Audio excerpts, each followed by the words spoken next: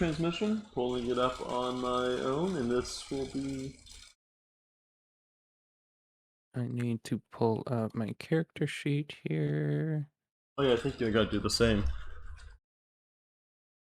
Just in case.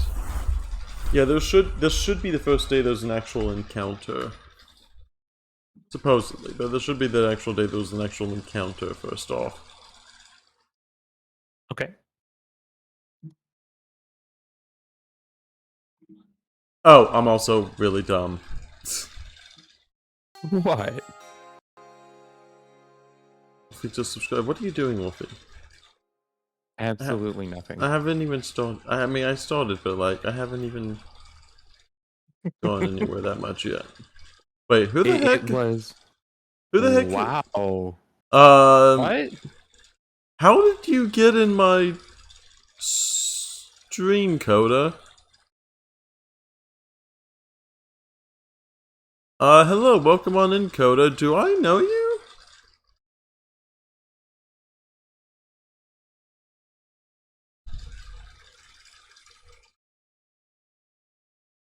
Also, I forgot to make the browser source. That's what I'm doing. I forgot to actually make the browser source for the... or the, the game capture.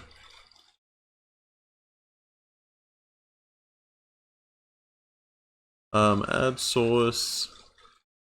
game capture... and I needed to capture... Opera.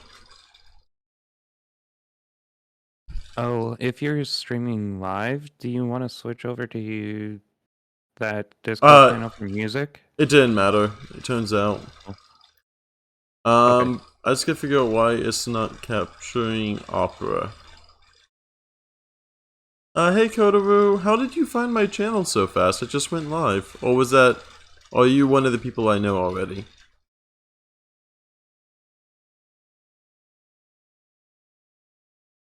Oh, you followed 7 days ago. Are you DJ Pup? Also, yes, I'm just figuring out why,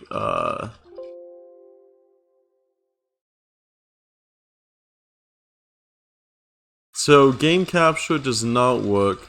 Let me try window capture.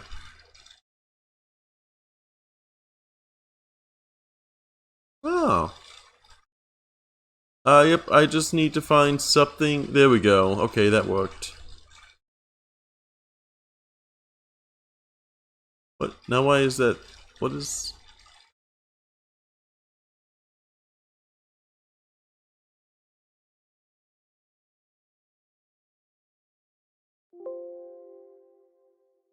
okay.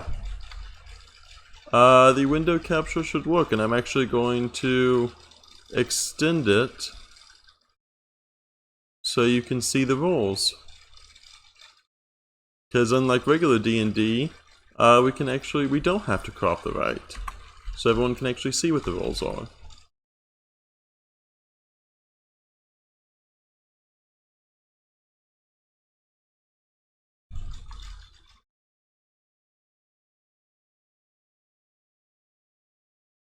Yeah, have you ever seen solo DnD before, Coda?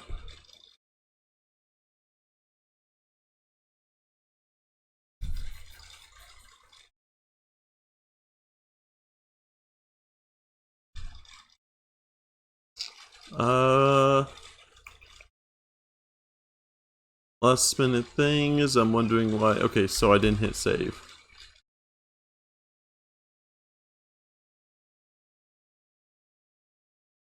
Edit transformation.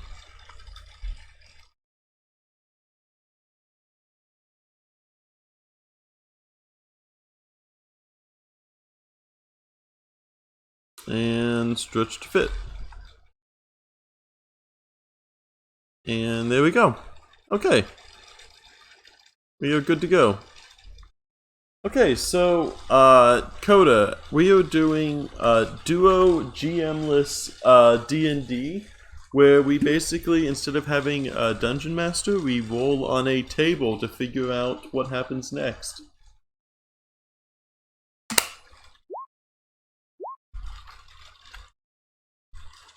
Yep, so we can do rolls in the chat to see what goes next.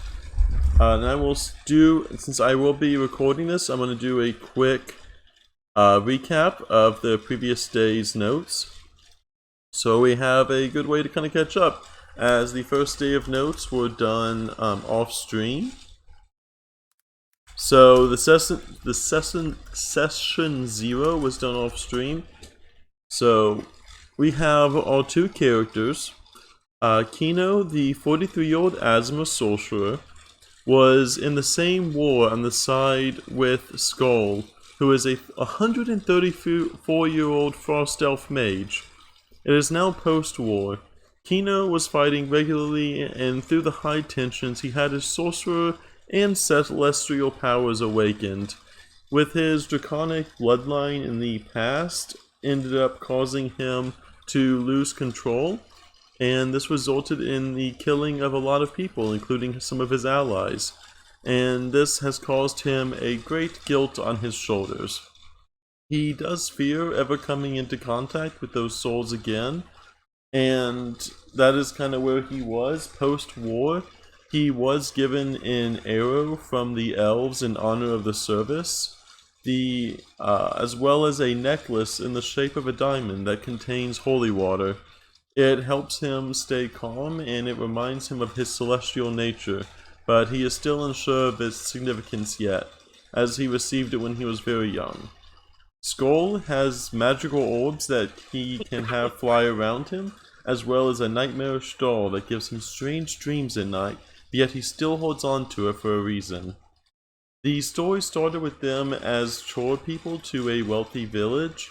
They spent some downtime basically to do grocery shopping for the wealthy villages, the wealthy people, and in that time they ended up buying some coffins for their fallen allies in the recent war.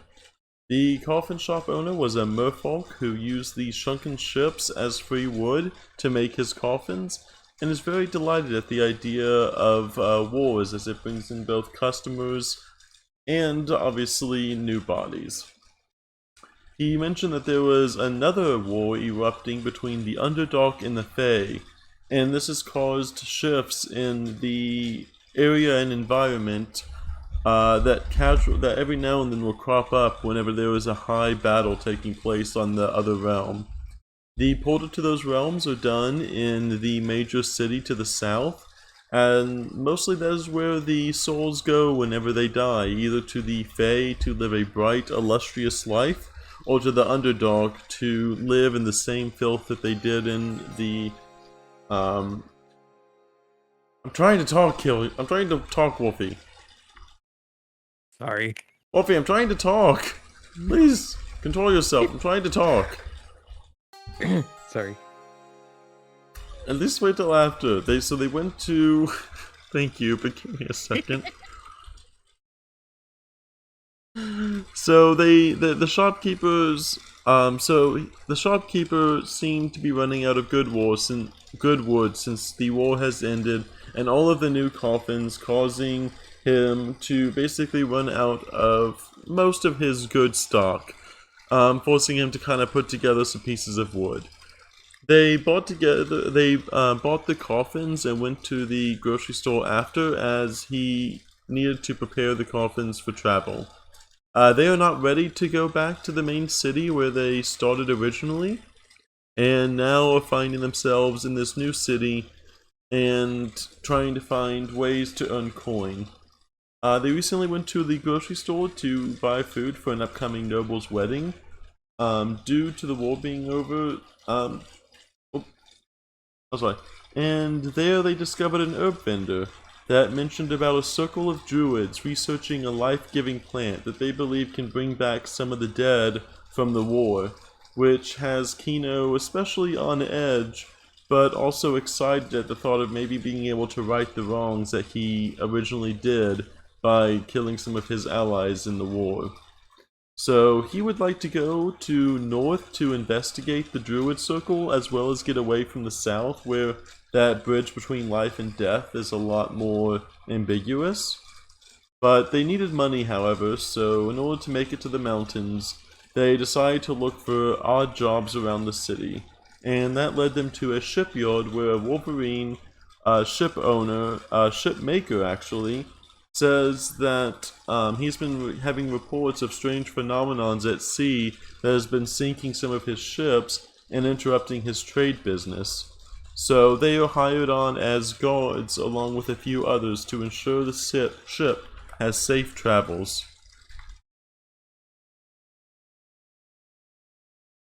Smeedy, welcome on in, Smeedy. That is the story so far. I have as you can see, I do actually have everything a lot more open, as since there is no actual dungeon master, it's just us. I have a OneNote of a bunch of tables to roll on whenever we need inspiration or to tell us what happens next. And I do have redeems in chat to possibly influence the world. That will be interesting.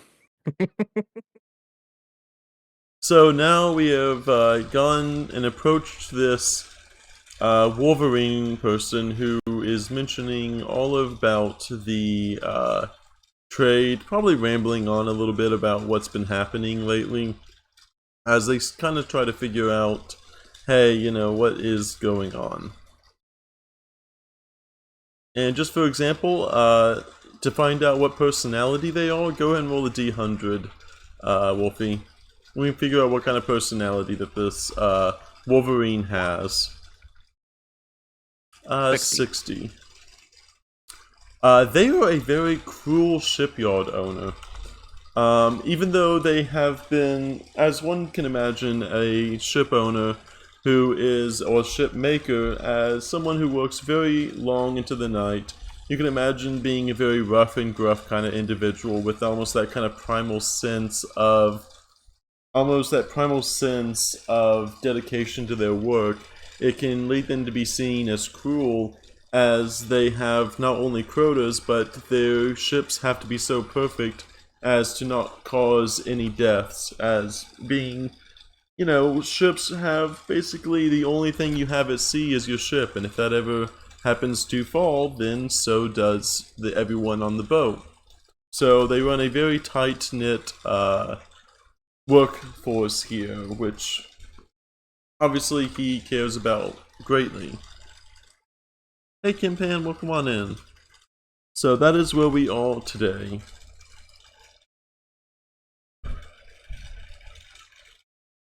Yeah. Wolfie, if you want to say a little bit about your character,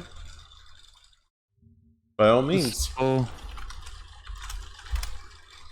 real quick, just doing one small thing. Mm-hmm. I don't know if he's a frost mage because I have fire spells. Frost is more about the looks yeah. Not exactly what spells you learn. Let's say it's like a specialization. It is technically like a winter elf, if that's a thing. You can also just be in winter elf. Okay. So, my guy Skoll is what is it called? An Eldrin elf? Winter elf, I guess we're gonna go with. He was in the war with Keno, serving in different battalions, I believe we agreed on. Mm-hmm. Yes? Yep.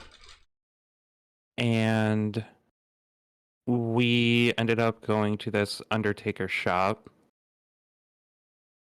looking for coffins for our fallen, and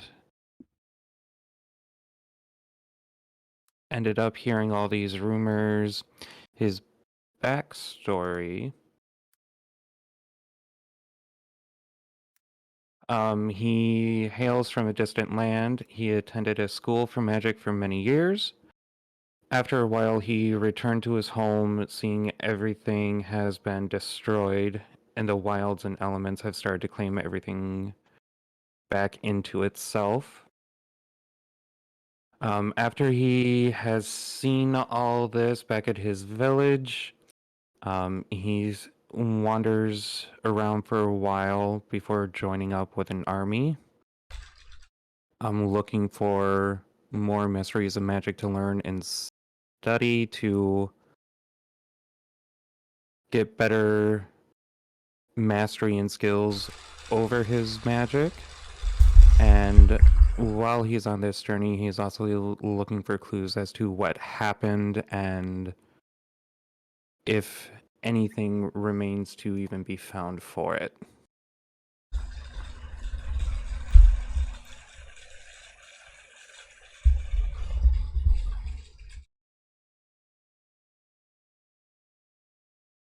I think that's about it.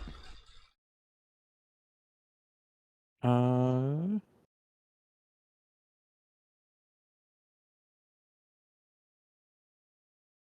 yeah, I think that's it. Okay. And I'm just getting a little bit of the next map ready. Okay, um, the way this kind of works is we set up a scene, and then we kind of act out that scene until we kind of get sufficient enough to go on to maybe something else. So we are now approached the we have now approached the Wolverine. So I will say that they posted this on the town notice board, asking for assistance, and they seem to have already loaded up some guards from the main basically lord of the land here, as they have hired them on, but they still were looking for a few more specialized gods, which is where we came in. As we are both magically inclined, it provides us, as well as having war experience, it provides us an extra oomph of desirability on this. So, we already have this scene set up. So I'll go ahead and start with Keno coming up to the Wolverine here and mentioning that they are here for the work. And I think we named them Heru was the name of the... Yes. Okay. So you just see Keno walk up to this very large, almost very, very large, kind of burly Wolverine person here and just say, "Hello, I am Keno. We came here due to the ad. We saw that you were looking for guards to accompany you. Me and my friend here have actually recently came out of the war and we're hoping that with enough coin, maybe we could assist in this matter, as we do have some war experience under our belts."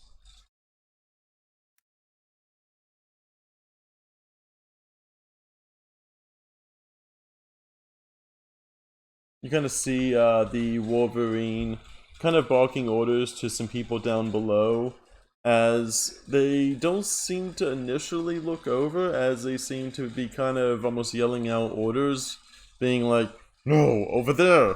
No, you can't put the wood," and you just kind of see them kind of like pointing their fingers. He said, "Yes, yes, I'll get to you in 1 second." As they just kind of almost lean over the railing of the wood here, as they seem to be directing some maybe newer people to direct them to where the wood needs to go for the ship construction. "Yes, yes, I posted the ad. I was hoping for more than just the meat they provide here in the city. Can you two both hold yourself in combat, or were you more of just, well, the lackeys in the war? I know not everyone can be on the front lines."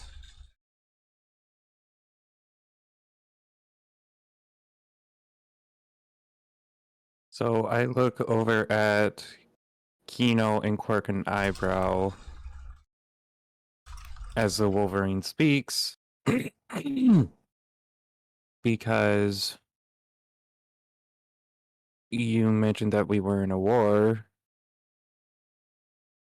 Yes, yes, and we are still here.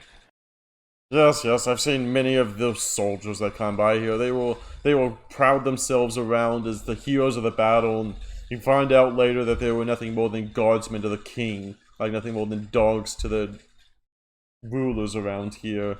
Were you actually on the front lines, or were you just another lackey to the guard? I've had enough people laze about the kingdom thinking they own it. Um, so I'm starting to get irritated with how this Wolverine is talking, and suddenly some water shoots up and curls around his neck, and then I growl out, "Don't you dare call us lackeys. We are anything but that." And that was with shape water. Does the water remain there, or do you drop it after you say that? I keep it there to keep my point. Also, someone rolled on the wild magic table. Ah! No! Roll a d100. No! Oh no. Uh, Yeah, I got another 60. that is Kill really odd.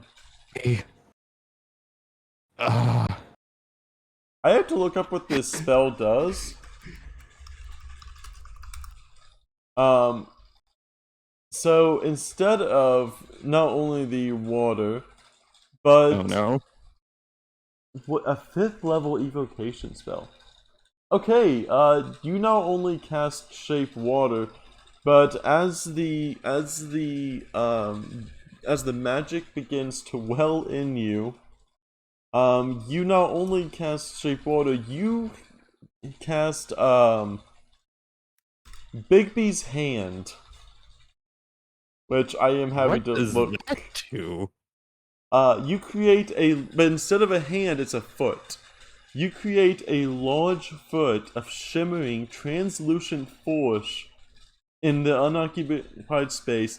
The foot lasts for the spell's duration, and you can move it up to your command. So you basically you think you're gonna like do this, but you basically have this almost this let's see grasping, forceful, clinching, or interposing hand. So I will say, instead of just doing an initial like water, what you were gonna do, you basically conjure up, and as the water begins to surge, it almost feels like an excitement as the magic begins to prickle around you, and it creates this like spectral but watery foot that basically kicks the Wolverine right in the chest, with enough force to knock them back 5 feet as you kind of bulk out these words, letting the emotions be stronger, pushing them back, and almost having this intense force on their chest as you see the Wolverine kind of clench in pain a bit and hold themselves with their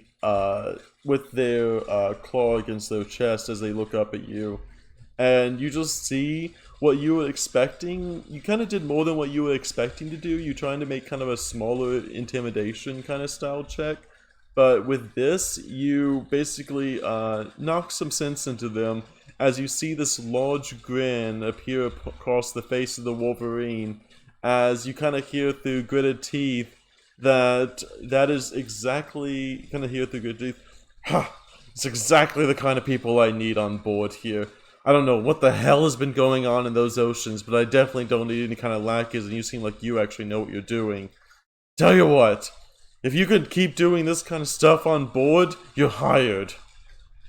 You're gonna see as they're almost laughing with this kind of like primal sense of sadistic humor about them.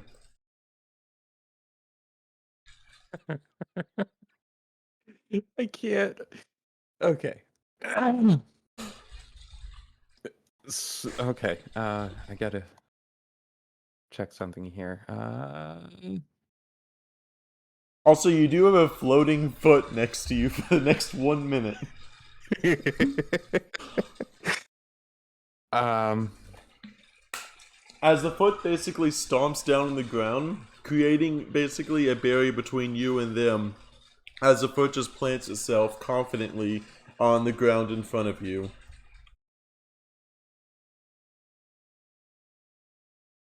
okay, so he's offered us the job then. You have impressed him very much. So much for just an intimidation check. Okay.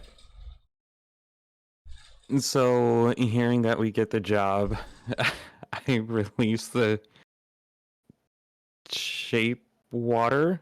Foot. I guess The foot. oh, it's just a foot. It's not shape water. No, it is water that has been shaped into a foot, though. Oh, okay. For the context in this instance, I will say it is a foot in the shape of water. And you almost see it, it almost kind of mimics this almost like primal. What does this foot look like to you? What foot has been created that you imagine would be strong enough to intimidate something else? What is the shape of this foot? Or what is like the species or identity of this foot?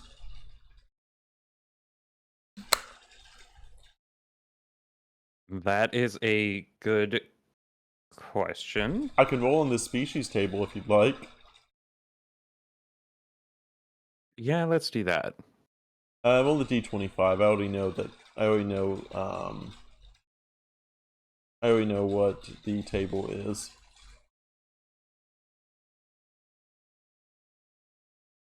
Yeah, go on 14. This is a rat or mice or mouse. This is almost like a rat paw. Okay, so a rat paw. Okay. So as the rat paw floats in the air around me, I just give a glare and say that we'll take the job. As we need the money. You sense kind of sense that warm aura coming from Keno again, as his eyes kind of light up with this chance of, basically not only that, but a new adventure, as you basically say to the person, as Keno kind of looks between you two and says, "Perfect, I think my, partner here has made it very clear. So what exactly is your rate here?" And I'm going to go ahead and roll a 1d10 and then multiply that by 20. What's that, 40? That's 2. 2. Not 40. 2. Unless it's supposed to be multiplied by something. Yeah, I'm not actually too sure. I'm actually just gonna say, let's just make it straight 200 gold each. I'm trying to think of how gold works, and I'm gonna say 200 gold each, as you have impressed them enough. So you kind of hear them say, you kind of hear the almost guttural growl of the Wolverine say that, "Well, I was planning on leaving soon, but with your help, I think we can leave a lot more immediately. I don't really think we'll need much more than this, as I'm only a shipmaker. I can't afford the finest guards in the world, but I think with your two help, we can get going on this adventure. God forsake the seas, whatever hell is out there, you better stop it. Last thing I want is another ship down. As much as I like selling ships, I don't exactly have a good reputation if they all go to the sea bottom." So did he tell us the rate or no? Yes, I'll say 200 gold for it, each.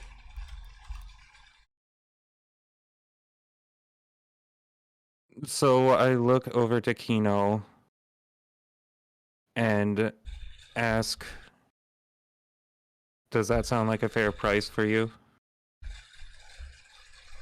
I just kind of look over, and I kind of think for a second, and I kind of think about, and I think we are in a wealthy district here. Like, this is a wealthy shipyard owner, and kind of thinks that I don't really think you understand. We have already gone through one war, and if we really are trying to stop a whole ship crashing down, I'm pretty sure we would be worth a little bit more than that, don't you think, Skoll? I think so too. As the foot gets closer. He's gonna see a little, kind of the rat paw kind of skitter a little bit closer. Okay, okay. Maybe hiring you, but at the same time, I guess. Kind of looks over. He kind of looks over as as some of the workers around the ship begin to look up at the scene. Says, "Look, you get on that ship right now, and I'll give you another 100 gold each for it. I don't need these. These ships sell for far more than just that, and you're right. Take the 100 extra gold and get on the ship and just stop whatever the hell's on that sea. I got ship work to do. Don't want you making me look bad in front of my workers here. I already have to run tight enough ship around here."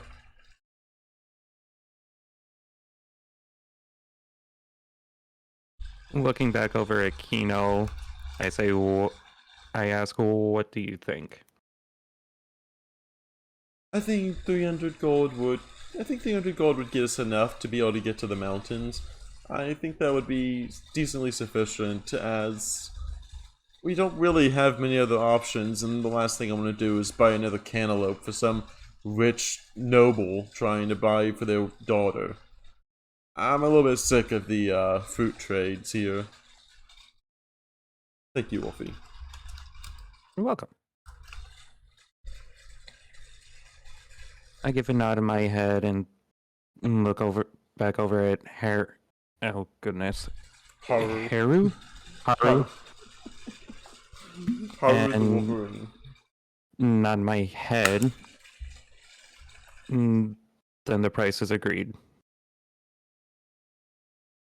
You're just gonna see them going back over the railing. I get back to work, the rest of you. Or else you want to put it, unless you want to be taken by the seas as well, I'll put you on the ship next if you don't keep working. And you see the various, some kobolds and some other humans, kind of various of sizes, running around with their planks of wood once again, as they skitter about to the bottom of the ship.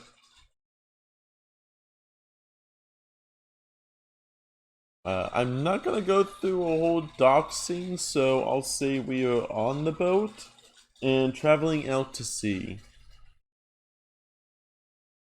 Okay. We find ourselves, you all find yourselves on a boat covered with a good amount of guards. Most of the kind of traders and trade goods have all been stuck below deck, as only the singular captain, a reddish, almost barbarian-looking woman, seems to be manning the ship helm, as they are letting the guards do most of the sailors' work, knowing that the roads are in. Basically, they've hired all these extra help, so they're just going to let the guards do what they're being paid for, and everyone else is kind of down below deck, just hoping to safely make it from one way to another.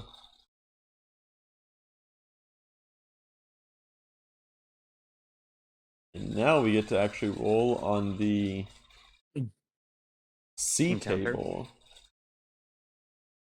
Actually, let's check what the weather is like now that we're on sea.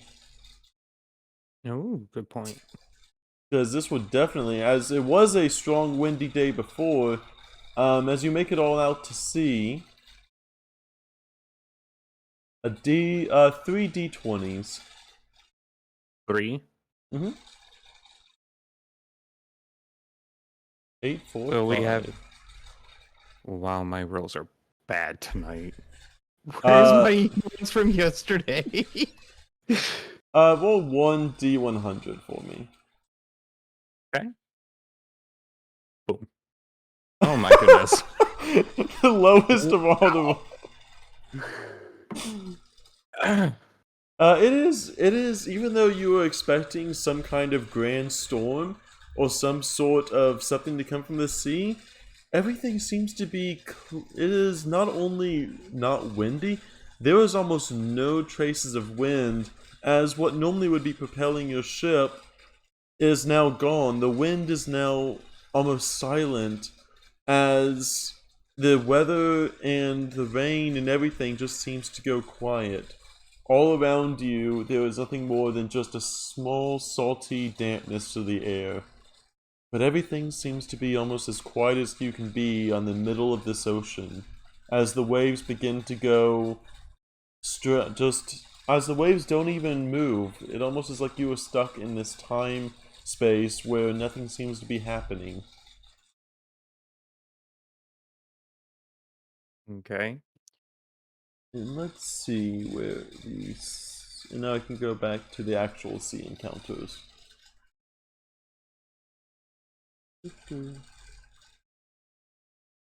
Road, dungeon, underworld. Sea encounters, here we go.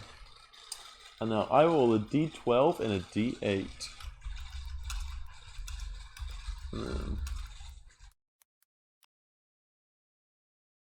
So what is that? 9 plus 6, 8, that is 17.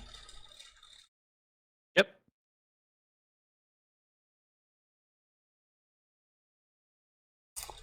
I will say, you can either add one to that roll or take away one from that roll.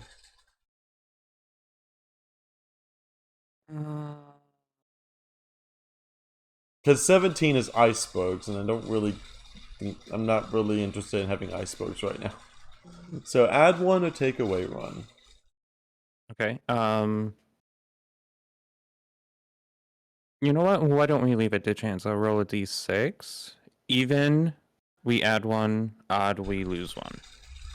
Sure, let's go for it. Even. So we add one. Okay. As this stillness goes about the air, you see in the distance a rapidly approaching ship, and you kind of grab one of the kind of spy glasses that you would have gone from the keep, as you were basically tasked with guarding the ship, and you see a group of I'm gonna let you pronounce this first.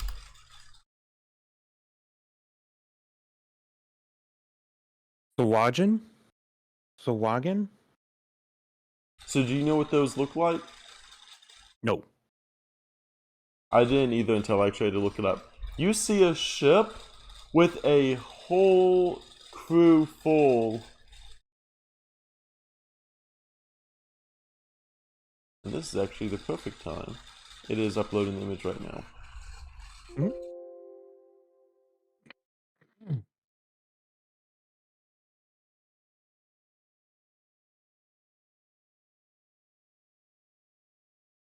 Oh.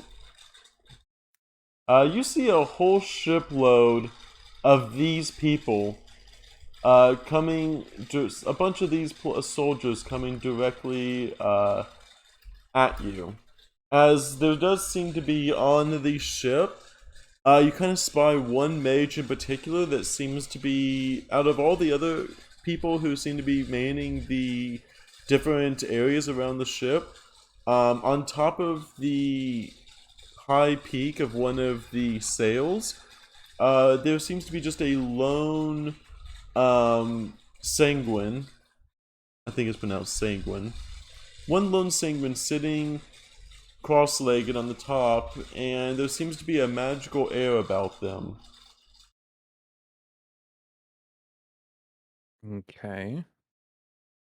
And they seem to be not only gunning for the ship, but even though the wind is perfectly still and the waters are perfectly still, they still seem to be coming at us at full speed.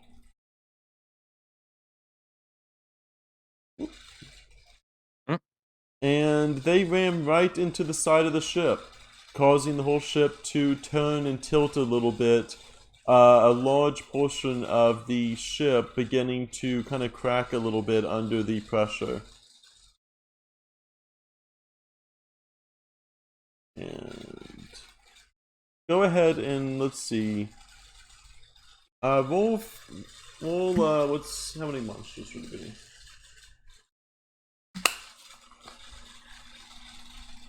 I'm gonna say we have 1, 2, 3, 4, 5, 6, 7. I'm gonna say there is about 15 of these. That seems like a good amount.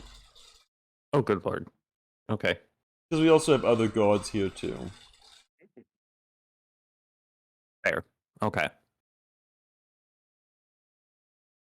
Go ahead and let's roll initiative for that. As this boat rams the side, and all of them begin boarding the boat.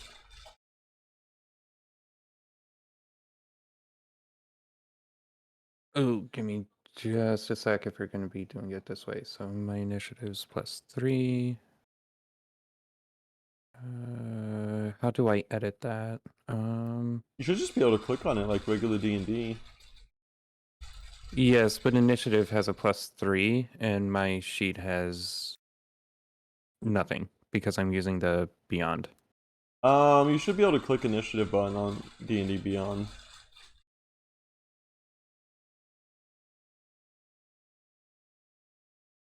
Oh my god. It's a What? 7. That's with the +3. That's with the +3. Wolfie! Wolfie! How Don't dare! look at me! You rolled a 3 on 100 table. Apparently the dice are not in my favor. I got a nat 20. No, that was not the ship. That was me. Keno, Skoll, Fish, and Gods. So I'm glad I rolled the nat 20 for myself. You got a 7. As I was basically looking out at them, I was able to kind of begin to prepare a little bit. Even enough to have a first, I will say, with a nat 20, I actually have one more extra action I can take the turn. Okay. I like that. 5 and 17. I will give the fish people 17 and the guards 5 because we were the ones that were being rammed. So 1, 2, 3, 4, 5, 6, 7, 8. 8, and I need 8. And there's obviously some that are still going to be on here. 8, 9, 10, 11, 12, 13, 14, and 15. There we go. Just so you can see my rolls. Yep. And as all these are coming on, the first thing I'm going to do is, as they are kind of, these sanguine, after they ram into the boat, you almost see them have this almost wateriness about them as they almost jet to the boat with this almost ease of control of the waters of the sea, jetting onto the boat and landing right on top of everyone. I'm going to go ahead and cast Mirror Image on myself as the first action of my turn, which basically makes it harder for me to be hit. And with the second one, as they were kind of beginning prepared, you kind of see Keno kind of weaving this magic as 3 images about him, or 2 extra images about himself, form into place with this almost illusionary magic. And then after that, he go ahead and starts casting 2 instances, or 1 instance of Firebolt, directly at the sanguine that is going across the boat. And it does manage to hit one of them. Nice. And I will say they have 11 HP each. Knocking one of them, actually, as you see the firebolt leave Keno, you kind of see all 3 of them begin to form this, and all 3 of them throw the fireball at the same time, converging and landing right in the chest of one of the sanguine, causing it to fall in the water, as they were not expecting anything to hit them on the way over to the boat. I did not make this alphabetized. Or sort by... Okay.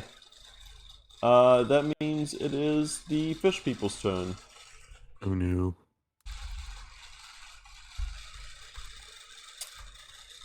And I have to use the advanced dice roller for this.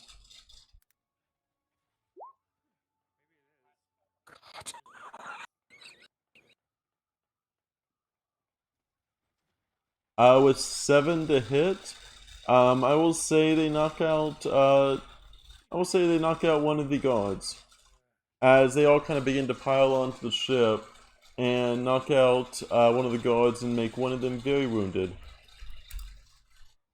It is your go, Skoll. Okay. So, seeing them coming over, I am going to...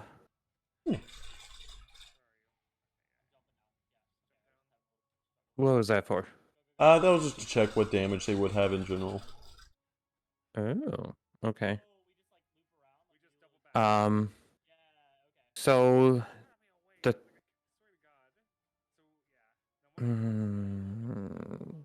that's a good question. So these 4 right in front of me, Mm-hmm. I am going to use a level 2 magic missile as they're landing over. I just have to roll one of those, I think. I will say with that one of Keno's images did fall as they did go up here and swipe at 2 of the, or as they started beginning to swipe at some of the illusions.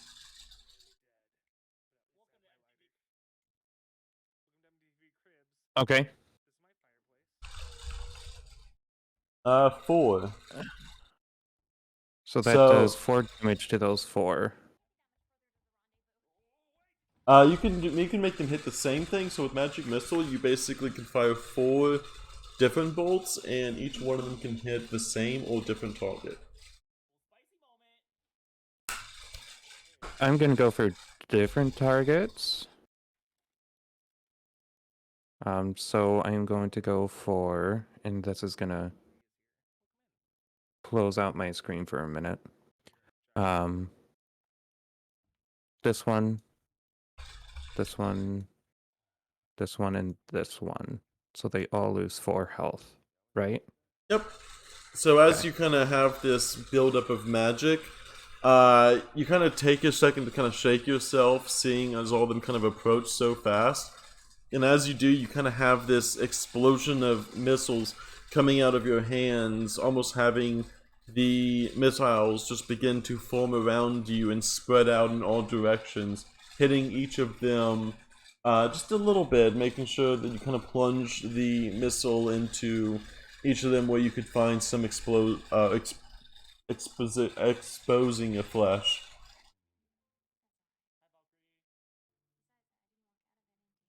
Okay.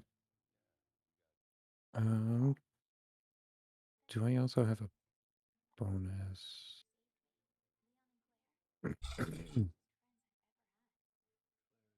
So, It'll tell you on there what kind of bonus actions you have. 2 weapon fighting is not really a. That's if you were to dual wield something. and then only Misty Step. Okay. So no bonus actions then. Okay.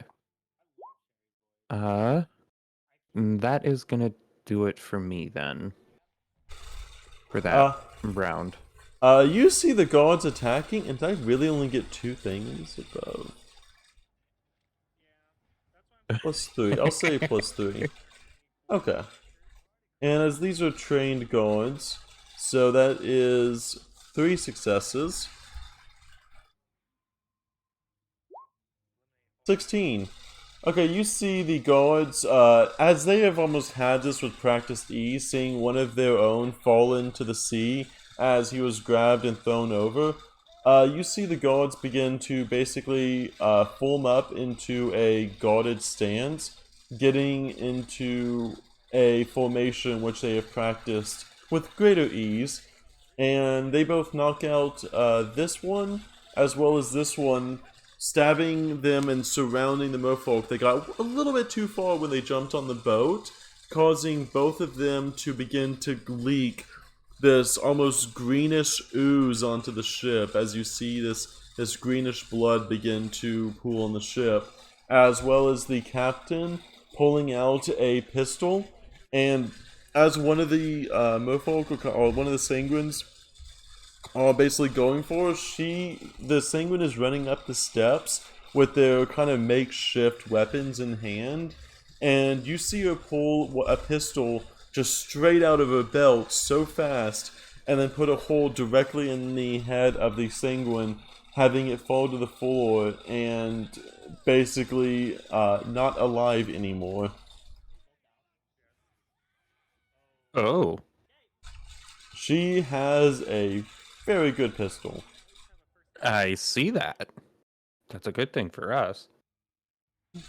Keno, seeing the people surrounding him, he is going to go ahead and cast Ice Knife at a 2nd level.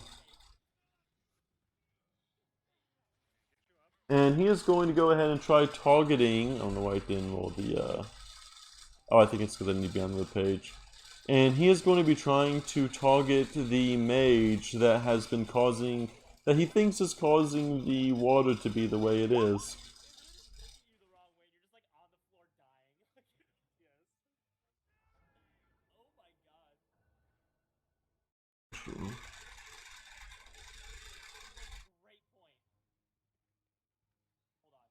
Actually, no. He's gonna do.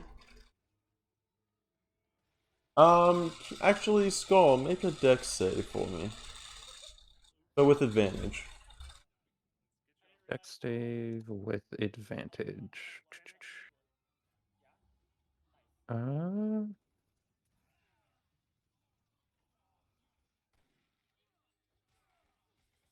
Trying to figure out on how to activate the advantage. Just roll it twice if you have to.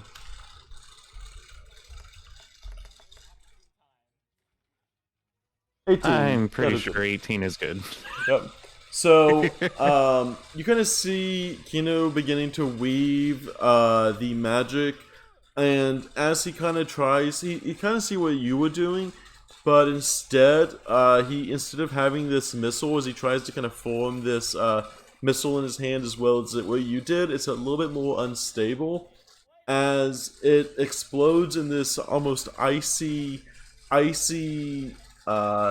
almost this icy missiles that begin to explode around him, and you accidentally get caught in the crossfire. But as you know that he is more prone to cause these kind of almost explosive areas around him, you only take like, I would say even like a quarter of the damage, as you are familiar with him at this point and know what kind of stuff he's up to.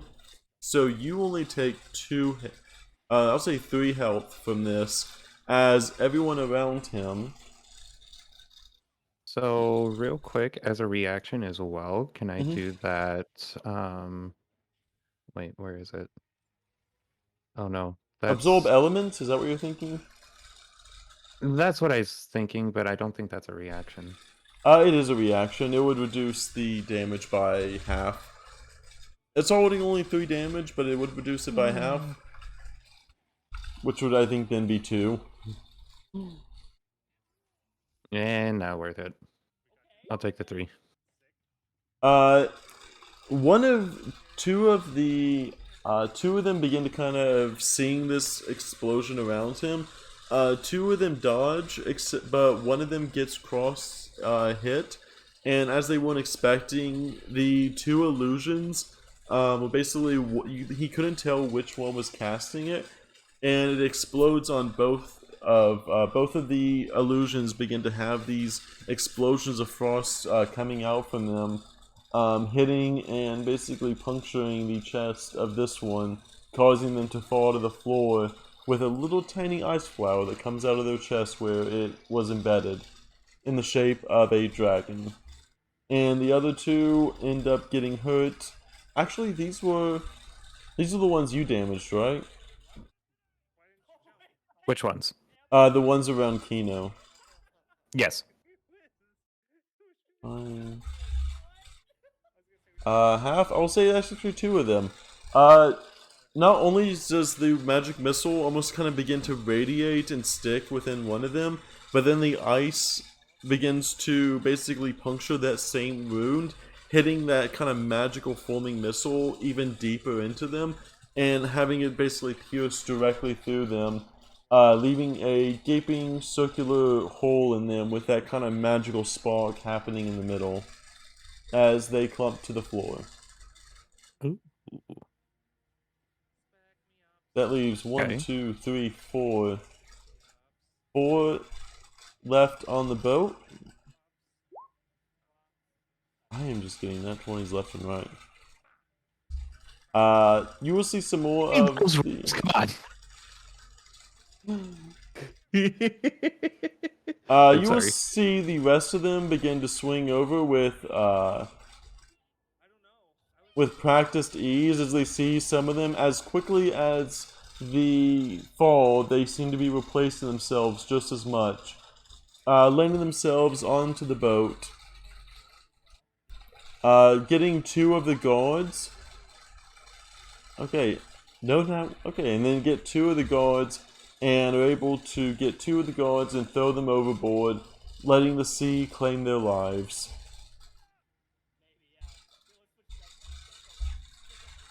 As you just hear Keno begin to kind of cursing as his magic begin to well in him. Skoll, it's your turn again. Okay. So, seeing some of those fall, I am going. Excuse me. I am going to. So, real quick, back on roll 20, I don't know if you're watching my screen. This one, that's the mage, right? Mm-hmm. Okay. That is they were a lot harder to hit. I will say they have at least half cover, as they are up on the top of the sail.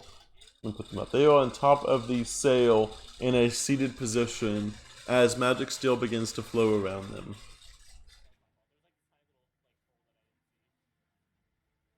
Okay. Um, so let's see. I know I hit that one and that one. I am going to use. Uh, what are some of my regular attacks? I have a crossbow, light dagger, dark bow, longbow.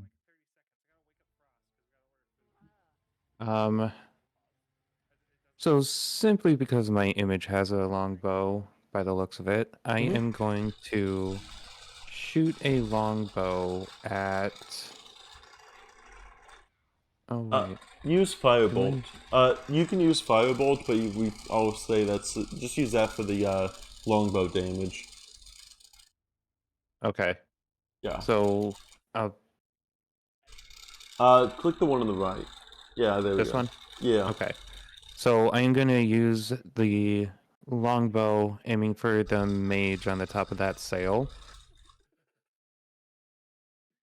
I think that's within range. Yes. No. That was the damage, I think. If you click on the one on the left and it's the attack roll. It's really won't be a nat one. I quit. They do have half cover. I will say it's not total. You were fumbling for as you kind of see this mage now, as Keno points out. I think the one controlling the water is up on top. If and as he kind of says that over to you, you kind of try to fumble and you pull out the longbow from your back as some of the ones immediately around you begin to fall. And you kind of aim your arrow up at them, and you manage to only hit the wood at the base of the sail, but you do manage to miss as the wood below just begins to it just kind of cracks into the wood a little bit right below them.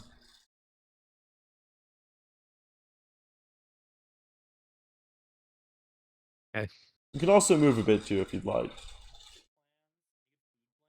I'm gonna stay where I am for now And you until I take need to get closer. off one more spell slot. I need to take off a spell slot. No, I do. Okay. Oh. There's 1, 2, 3, 4, 5. Each one would double attack. You and your 7. Okay, that's good. That's actually the guards. So that is actually 8d8s.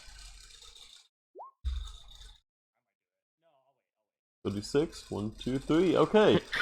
You see the captain, as she kind of calls out to the men.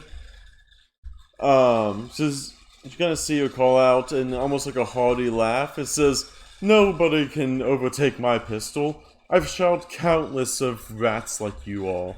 As you see her kind of aiming and then almost effortlessly putting a bullet right in one of the sanguine who were going for the guard, causing it to fall over the deck and landing at the guard's feet.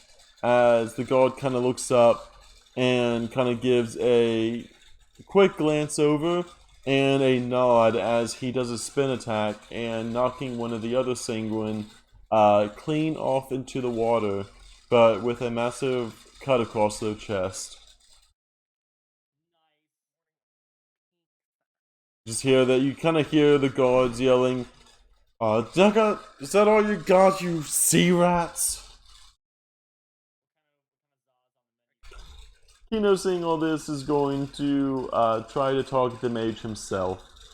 You see the magic begin to well in him as... Oh, also, yeah, you said bow, you're fine.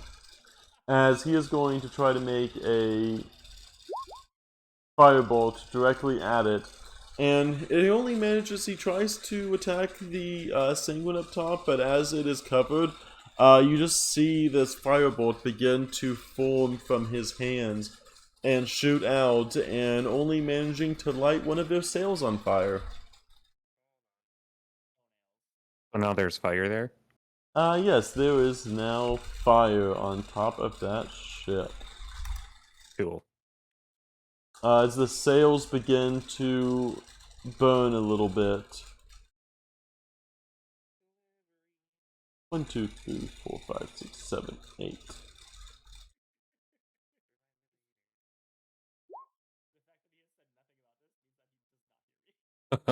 Four. Zerda. 16. Okay, they only with them kind of seeing their numbers dwindling. This one is gonna go over here and basically all gang up on this soldier as he begins to get surrounded. He tries to kind of put up his shield facing against the back of the ship, and you see just nothing more than just a singular long lightning bolt come from the top of the starboard, where or the top of the sail, as where you sink the mages, that crackle of thunder comes down and shoots the guard right in the back, causing him to fall over to the side of the boat and landing once again in the water to join some of the others.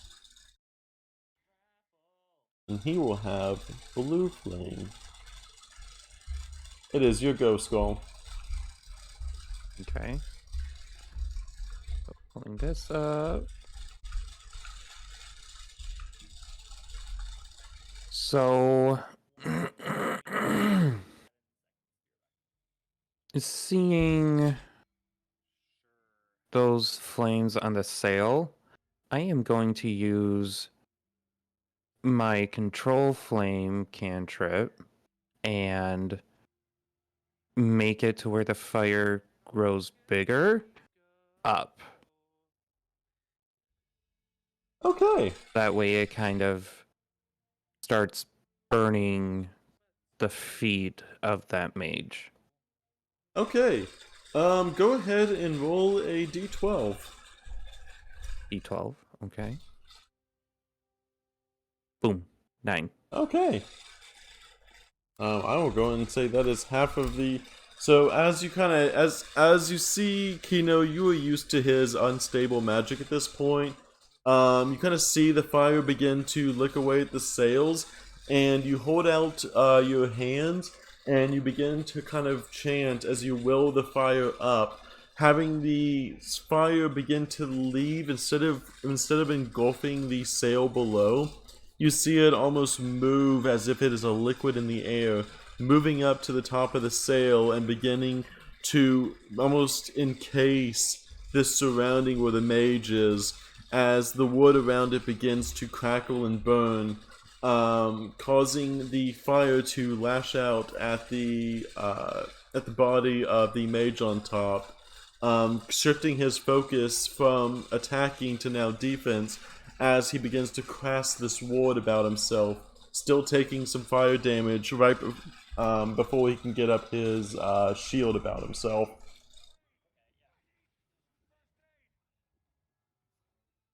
Okay. Cool.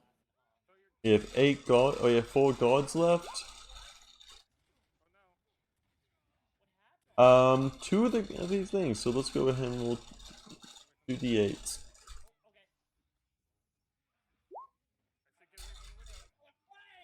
Okay, the gods begin to get in a better position as the captain goes over, and as you kind of see them, they almost just jump down these stairs, getting a closer kind of feel to the combat, as they land another bullet clean in this Sanguine's face, as you kind of see it begin to fall, and the god begins to not only leave there, but also leave up here, and try to get a formation where they are blocking the entrance down below, as they don't want the Sanguine going down and killing any of the innocent traders down below. And this one will also clean out that one as well and join, as they kind of have this up front, as you see them all kind of bring up their shields and kind of yell, "Formation, men! Formation shield!" As you kind of see them and kind of push all their shields forward, hoping to push the Sanguine back off of the boat.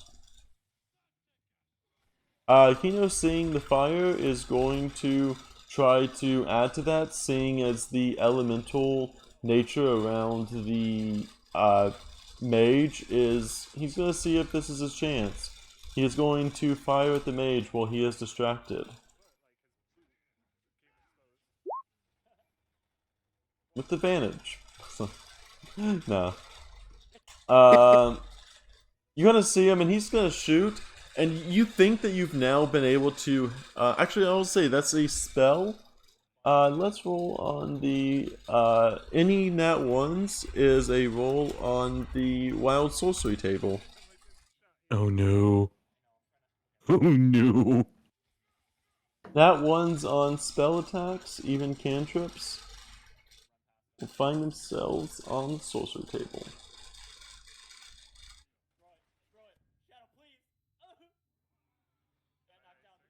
Okay, actually. As you kind of see, the actual description is, for the next minute, you grow a second head and may take 2 bonus actions on each of your turns. What? So, Oh, that's great. so,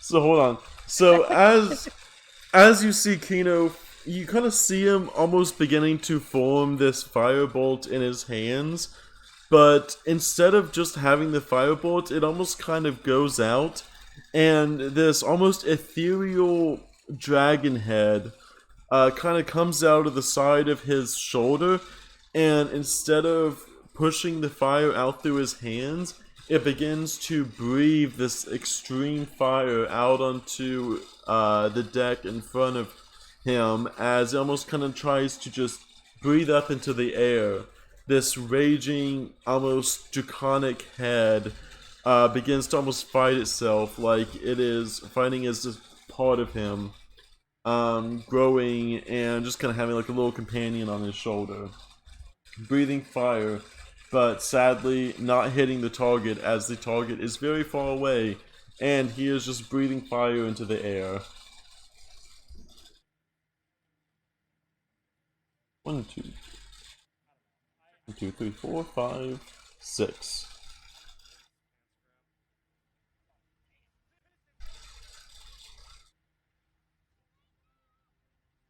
Geez, 19, 19, 18, and 18. Jesus. You and your rolls tonight. Whenever you're rolling 15 d20s, it gets interesting. 1, 2, 3, 4. First 5 hits. The Singmen begin to kind of see the fear as they kind of see this almost draconic presence, as you just kind of hear them mumble something under their breath, as the Sanguine, taking his opportunity, will hit Keno in the back for 6 damage. Kind of beginning to, as this magic begins to form around him, the Sanguine in pure fear just launches his saber, as you kind of see him hitting Keno. And the others will actually only hit the shields of the guards, as they all ram against up their heads and just try to get away at the guards, but to no avail, as they seem to begin to get overpowered. Skoll, it is your go, and I am going to roll on the I'm going to roll on the monster tactic table.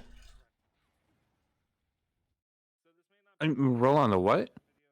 It is a combat tactic table for the Sanguine. Okay. Alright, so seeing as the mage is still distracted by the fire, yes? Mm-hmm. I am going to use another magic missile spell, and I am going to attack the one right next to Keno, Mm-hmm.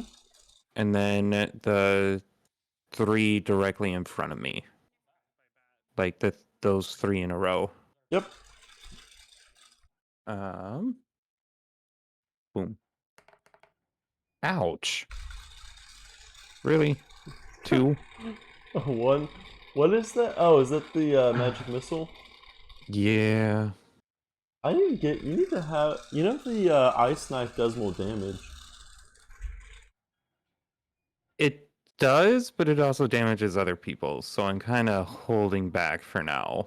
It's a 5-foot radius around them, so it only damages other people in a 5-foot radius, so that's 1 square around them.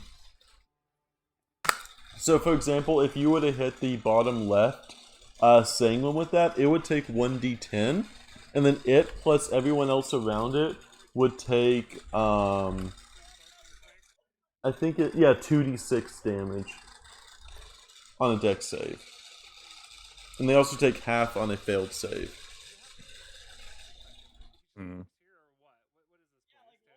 Use magic missile if you want, but I'm like, if you want to, I'm just not sure if you know how the ice knife works. Yeah, I had it on my very first character, which was a druid before. Oh, nice. That's why I'm hesitant to use it, because I always failed at it, and it just wasted spell slots, so... You're good. Magic missile won't cause anything to happen bad, so...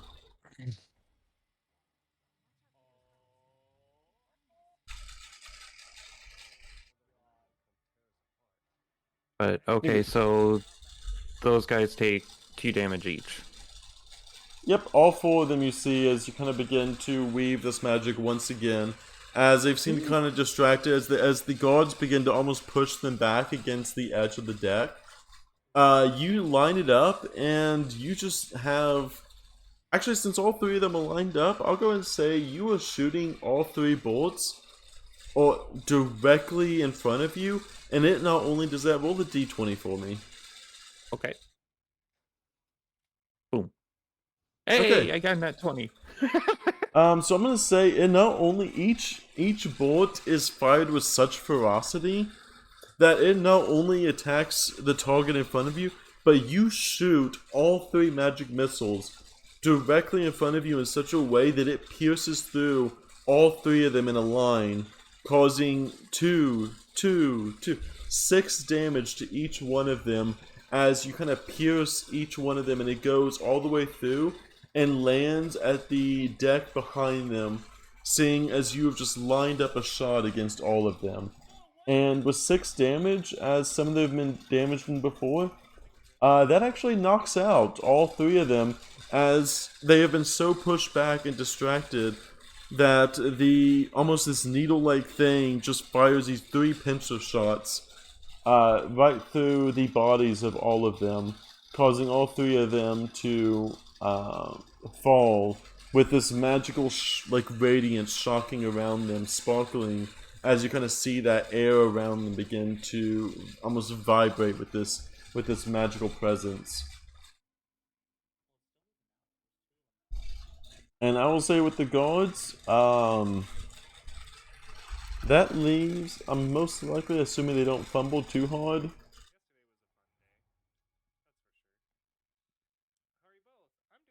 1, 2, 3, 4. They will clear out basically all of the ones on ship, which just leaves they all push forward, seeing their chance, trampling over the body of the Sanguine, making their way, all slashing down in various ways.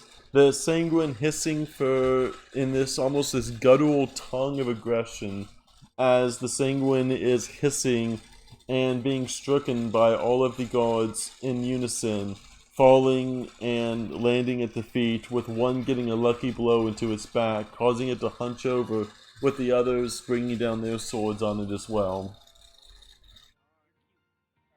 So they have definitely cleared out all of the Sanguine in the boat, and all that is left is the mage that is on an ever-burning thing. Go and roll the d12 for me, Wolfie. Okay. 10. Okay, the fire, as you kind of see the mage beginning to try to fight back the fire that is around them, their shield, you kind of see the shield around them almost kind of crack as the fire is pounding against the shield, and it basically cracks under pressure as you see the Sanguine being engulfed in these flames and then jumping from the top of the boat, trying to land into the water where there is no fire.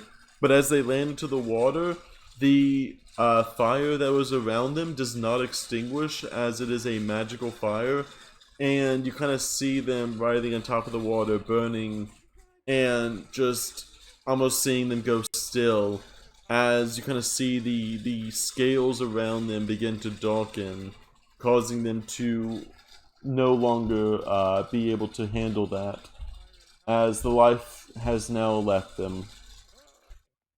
And there still is the fire about the boat. They do have their boat that they came in on, and the sails begin to grow stronger and more vibrant. So what grows stronger and more vibrant? I'm sorry. The fire on the enemy sails. Oh. And you kind of see this almost like wild magic around Keno as he tries to kind of control this. He is occupied at the moment and is not able to help, as this almost draconic head seems to be just breathing this fire around him, as you kind of see him holding the holy water necklace, and he begins to kind of see him chanting something as he is trying to get the draconic head under control and to stop breathing this fire around him.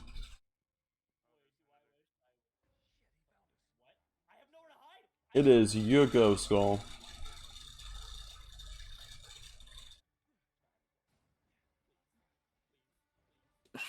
So, wait, what's going on with Keno now? He's struggling to control the second head breathing fire? Yep. Yep. Keno. Jeez. Okay. Um, But there's also second. the fire on the enemy sail ship that is slowly beginning to consume the sails. Okay. Um, so we have 2 instances of fire. Oh boy. Okay. So, knowing that the ship off to that other ship, is that ship still getting closer or no? The ship is now with the mage gone. You kind of feel the wind begin to kind of pick up around you as the waves begin to start having the motion of rocking back and forth. But the boat seems to be perpendicular to you, as it originally rammed to the side with little bits of splintered wood hanging out in the middle between you all, but it kind of just floats there directionless right now, with the sails slowly burning. Okay. So, seeing as Keno is trying to get control of that second head, and he is chanting something, I am going to let him try and gain control for a minute. And then looking over at the other ship, I am going to use control fire and put out those flames. Oh, you will be able to do that. Hold on. Um, Mud Mudasaur, welcome on. Hold on. Wow, Jesus, 56 people. Mudasaur, welcome on in. How did you find my channel? Are you? How did you find my channel, my darling, my sweet, my precious? Yes, thank you, Wolfie. You're welcome. Are you Oh, soft paws. Uh, hello. Uh, am I the member of the day today? Oh my god. Am I the member of the day? Turn the train off! No! Oh jeez. Oh my god. Oh. That is a long clip. Whoop. I love this song. Cat, you're so good at donking.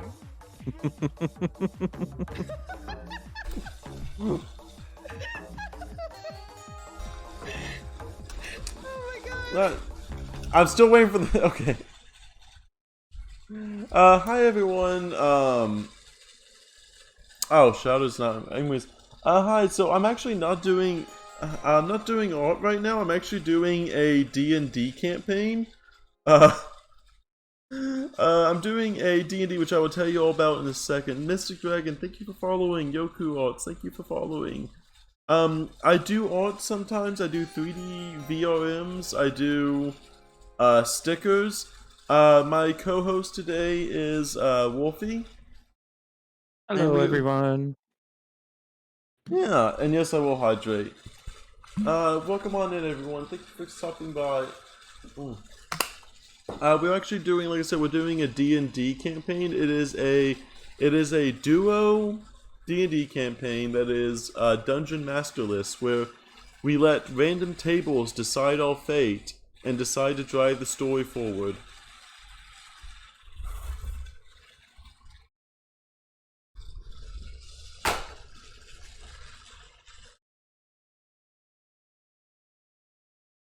So,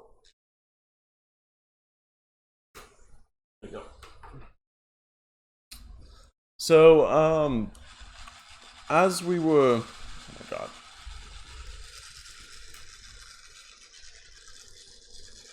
Hold on one second. Mm-hmm. So as I was saying, we are doing a group D&D experiment. Experimenting with a solo D&D campaign. I don't know if anyone here is into D&D.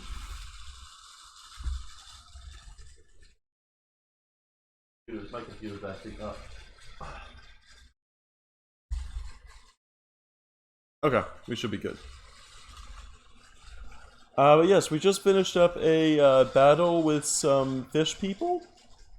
And now, one of the enemy, they just rammed a ship that we were guarding, and I accidentally lit the enemy's sails on fire? So, yeah, luckily my friend Skoll here put out the flames before they could fully engulf the sail. As you control the water, you kind of bring up the seawater from around us, as you kind of begin to kind of wave your arms in front of you, as you are familiar with this kind of, you're familiar with the water, you're familiar with this, and you just kind of bring up the water and you douse the sails.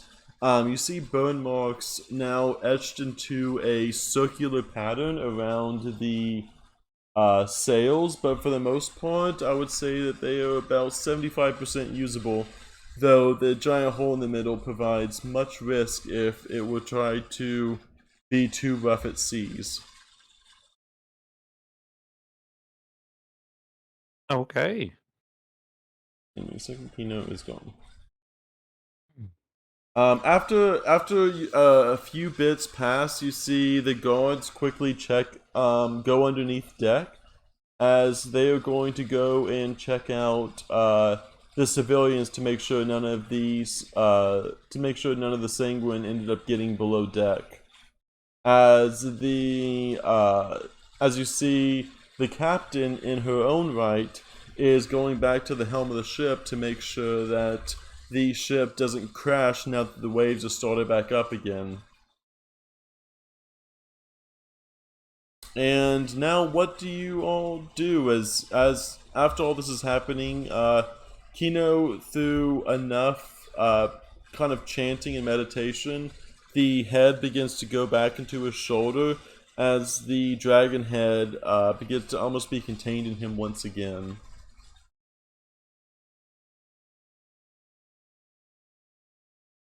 So the second dragon head's contained? Yep, it only lasts for Okay. a minute, so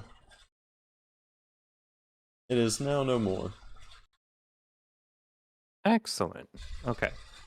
So, seeing as the second head on Keno disappears, I look around at the remnants of everything and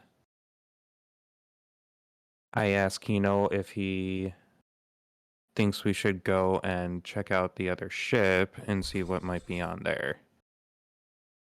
You kind of see Keno breathing heavily a bit, almost kind of some sweat beads coming down the top of his head as the flames were almost beginning to lick at his hair.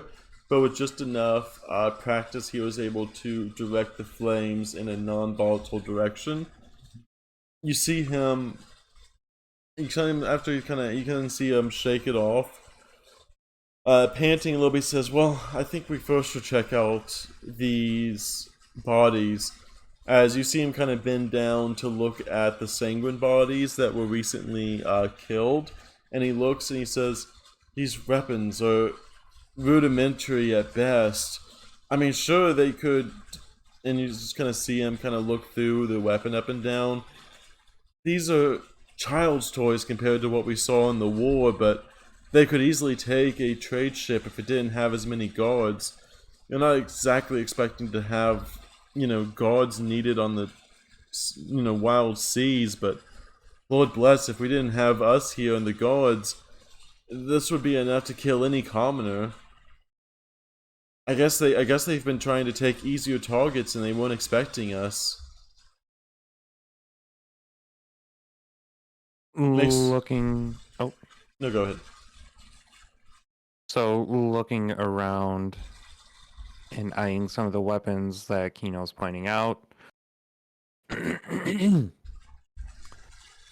I bend down and pick one up myself, examining it, and I just try flexing it and swinging it, and speaking over at Keno, they are rudimentary and they can hurt civilians. With enough force, they might also be able to take out the guards, as we saw.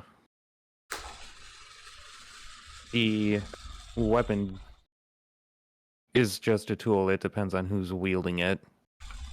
You just see him kind of shiver and says, yeah, I mean, I guess they have strength in numbers. Normally guard ships don't have, you know, 7 guardsmen and plus who knows what else guarding it. God, I'm just glad we're here when we were. You did great keeping some of those away. And I'm sorry I kind of hit you a little bit with the magic. It's been, you kind of see him kind of like ramble on a little bit. And he tries to like compose himself. Yeah, I mean, I know that if we weren't here it would have been way worse.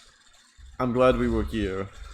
You kind of see him say as he's looking over the dead bodies, almost in like this trance-like state, as you kind of feel a little bit of that cold come from him again, but not as strong as it was last time.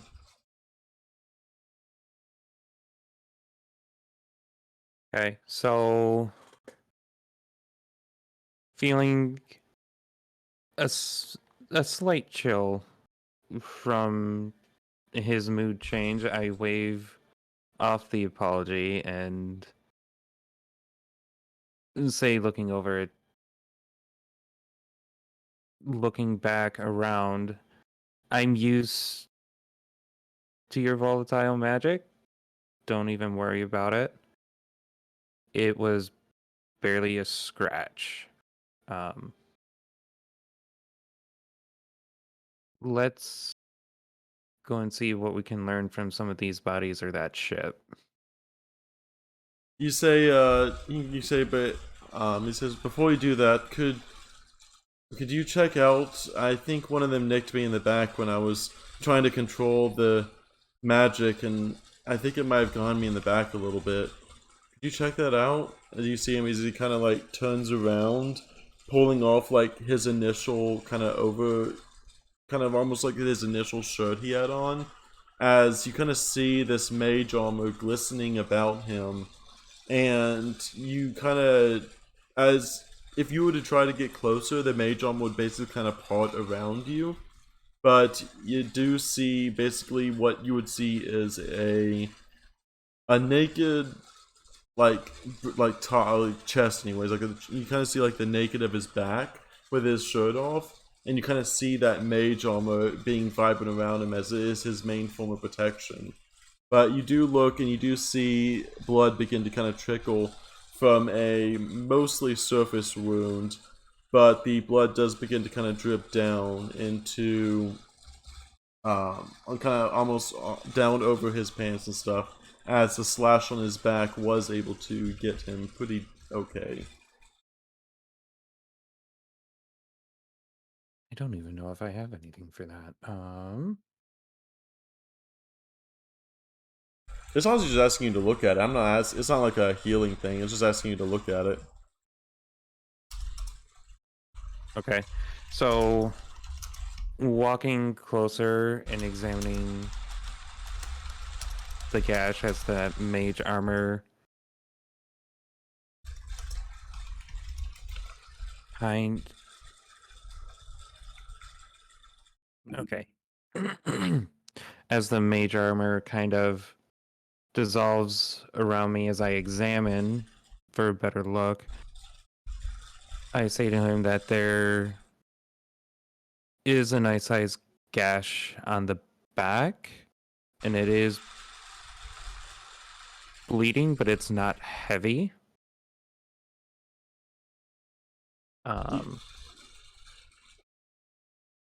You will see him kind of get up a little bit. He will walk over to the front of the ship where his backpack is, and pull out a set of not exactly the most finest quality, but fine enough of kind of this like this cloth kind of wrapping, and asks if you can wrap it around from top to bottom and see if you can, because he can't really reach his back, because he kind of tries reaching back and he's like realizes that he can't, and just asks if you could bandage it up for him. So I shake my head, or not shake, nod my head, sorry, and take the cloth wrappings from Keno and I start wrapping the cloth around his wound, um, while also wrapping it around his front so it stays in place. And make sure it's nice and tight so it doesn't slip. As you're kind of closing in on, basically as you're kind of covering over the wound, you kind of see him like wince a little bit as the pain a little bit begins to, you know, roughen up, as it's not the smoothest bandages in the world, as he couldn't afford the smoothest bandages, but the cloth does enough to keep the blood soaking into the cloth, but you don't really see it spreading too far, as there's still some white edges around the edge of the cloth, wrapping it around and securing it on his front. You just kind of see him putting his shirt back on after you do that, and kind of moving his arm socket around in kind of a circle a little bit, feeling how tight it is, and he gives a sigh of relief, seeing as it's not going to impede his mobility too much, as he turns around and basically gives you a strong nod. And he's just like, thank you. Last thing I need to do is catch some kind of illness out here, or disease, or Lord knows what kind of weapons those were. They may be rudimentary weapons, but Lord knows if they have anything on them. I prefer not to bleed out on the ship, too. Makes me look a lot less tough, after all.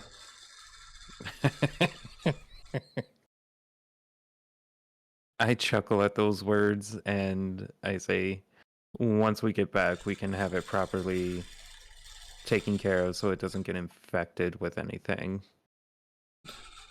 And then we can also clean it out later. Salt water is probably not the best for that. You see Keno kind of laugh a bit. Well, with the money we're making from this, I'll be able to afford wheel cloth bandages instead of this linen crap. He says as he kind of like adjusts the bandage on his front a little bit as to not impede his movement. By this time, the guards do come back up from the base, as all of the traders and such seem safe. They will come up and they will begin to kind of man the sailing once again, looking over the side and seeing if any of the soldiers are possibly recoverable from the ocean. As you do, go ahead and roll a... Actually, I'll go and roll. Is there at least one sailor in the water that still can be saved? 14. Okay. As you kind of have the heat of the battle over, you kind of hear the pained kind of almost moaning of one of these soldiers. And they are trained to, if something were ever to happen, to lie flat on their back. You look over the side of the boat and see a heavily panting and kind of moaning soldier lying on his back with this blood beginning to kind of basically pool around him, almost like he is on the backdrop of a painting, with the water just slowly kind of seeping this reddish color around him. He seems to be very, not exactly stable, but he does seem to be alive. Okay.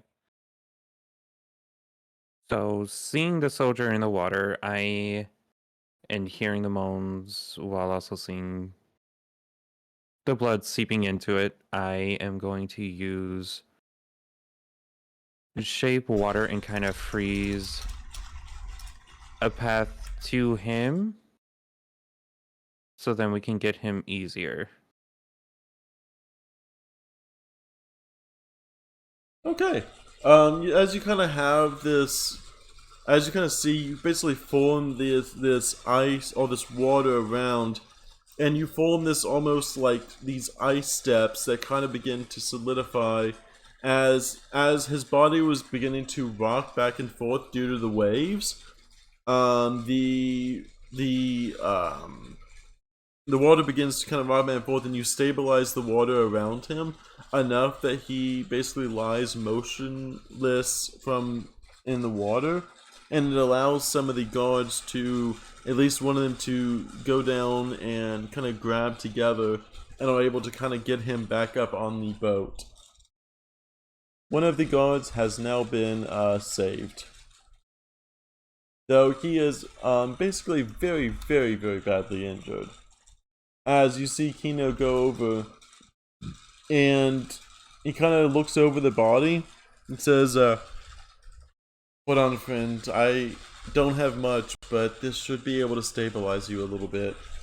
And you see him wave his hand over the body of the guard, and it is technically 5 HP, but you kind of see him wave, and as it does, it begins to close the wounds around his body. Not enough to get all of them gone, but you seem to see enough of the wounds begin to close to the point where they aren't disturbing any kind of vital organs or anything like that, as the blood at least begins to stem the flow, and you see some color begin to kind of go back to the man's face as his blood begins to circulate throughout his body once again.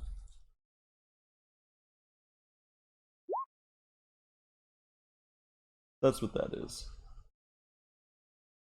He said, and you kind of see Keno say, I would have used it on myself, but I figured after a battle, I was hoping we could at least find someone that would use it a little bit better. I only got a minor cut after all, but the guards aren't exactly as war-torn as we can be sometimes.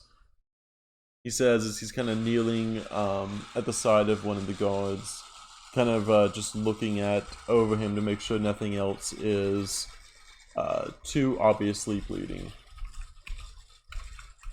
Yeah, well, we should probably check out that ship. And he calls out to the captain. Captain, do you think maybe we could possibly get that ship back to the city? And the captain, in all of their haughtiness, says, well, I can only drive one ship at a time, my dear lad. But you kind of see or think of it. If there is any among you that thinks you can drive a boat with half a sail, then you're more than free to be my guest. If it's up to me, I'd just loot the ship and be on my way, but the ship is worth more whole than it is separated, so if any of you lot know how to guide that boat, then be my guest. I think I repeated myself, but... Okay.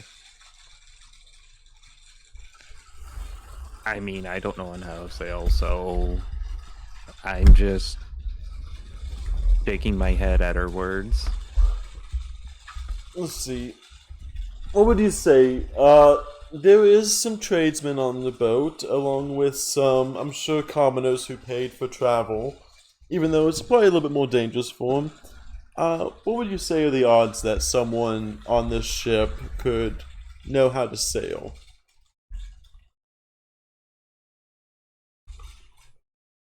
Maybe 50-50 odds? I mean, if they know how to sail, why would they be on this ship in the first place? As I say with a shrug. You're gonna see, as you kind of see the soldiers beginning to talk about what just happened, you kind of hear the captain calling out for if anyone can possibly sail the ship back. And as the guards kind of look over the ship, seeing the sail half in use, they just kind of shake their heads no, as they were only mostly working for the city and they have no means to be able to actually sail it. And with the ships being, with the waters being possibly wild, they don't want to get separated from this ship and end up on their own out in the middle of the sea with half a sail.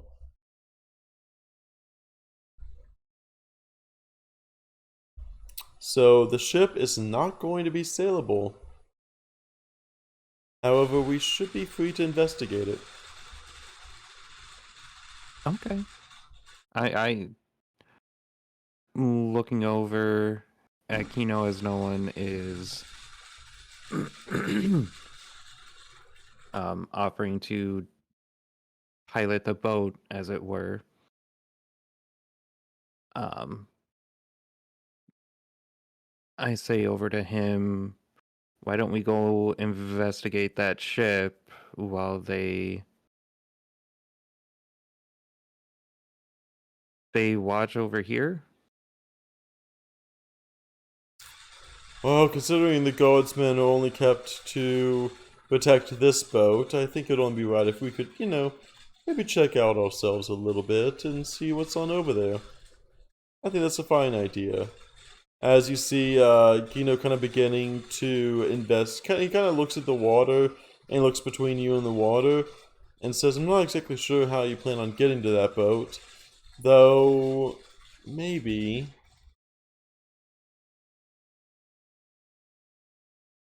What kind of ideas do you have to get over to the boat? Unless you just want to jump in and sail. Or just jump in and swim over. I can always freeze a path of the water over to the boat again. Like we did for the soldier. I think that's a fine idea. Yeah, let's go see what's on over that boat. Okay.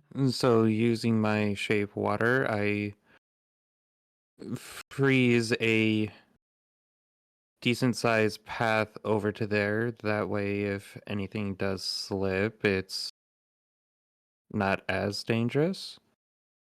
Right up next to that other boat, so we can climb on. I will say... Okay.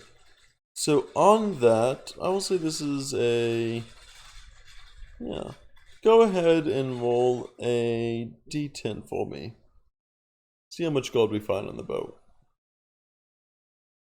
6? I get a 6. This is a... And then I will roll. I'm gonna roll a d20. So, sadly no magic items on this boat. However, seeing as we are investing in the boat, in the captain's quarters of the boat seems to be a chest, and throughout the various silver and gold pieces, you would estimate about 600 gold worth of coins lying in the captain's ship. Ooh. The question is, what do we do with the gold? 600 gold in a chest on the captain's ship.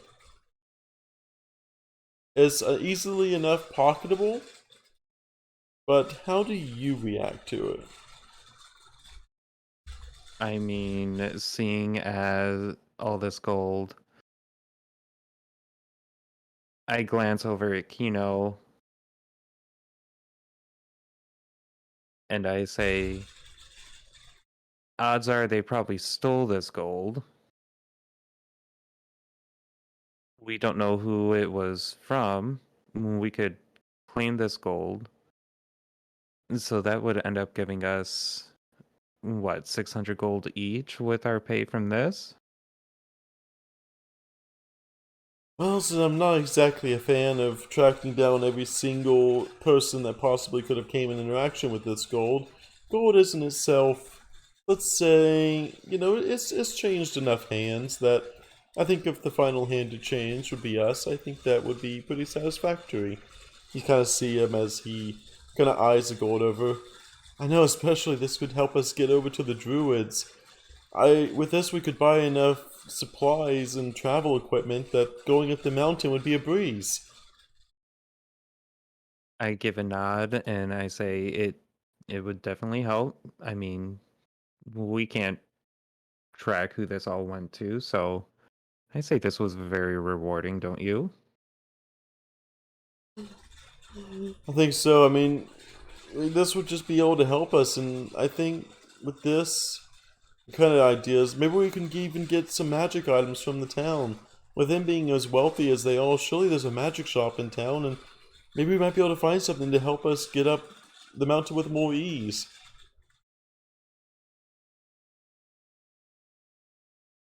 I think that's a fine idea.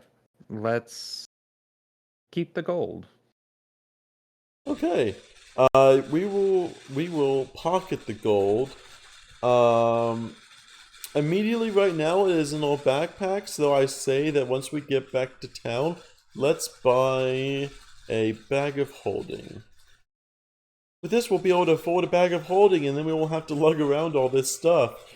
I'm already a little bit nervous about my backpack back on the boat. I know the guards, I'm sure, are honorable enough, but I don't want anything missing from my backpack every single time I look over my shoulder. I prefer to have something a little bit more stable to keep everything in. I give a nod, and looking over at Keno, I say that a bag of holding would be a great idea and would also help make it to where things weigh less. Well, let's I get... say, oh, sorry. No, go ahead.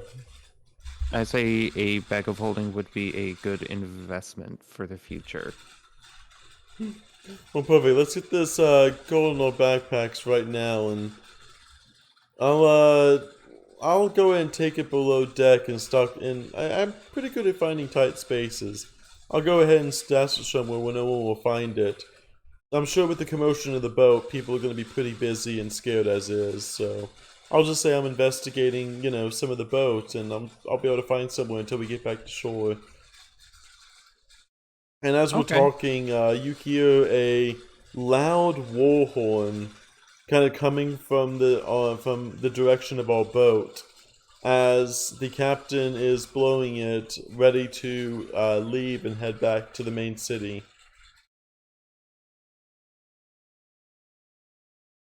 Okay. Hearing the horn, I start collecting some of the gold so we can hurry back to the ship. I will say the gold is also in various maybe gems or two, just to have it easier to travel. But we make it back to the boat, walking along our little ice bridge. The ice bridge keeping the boats connected enough to not separate from each other.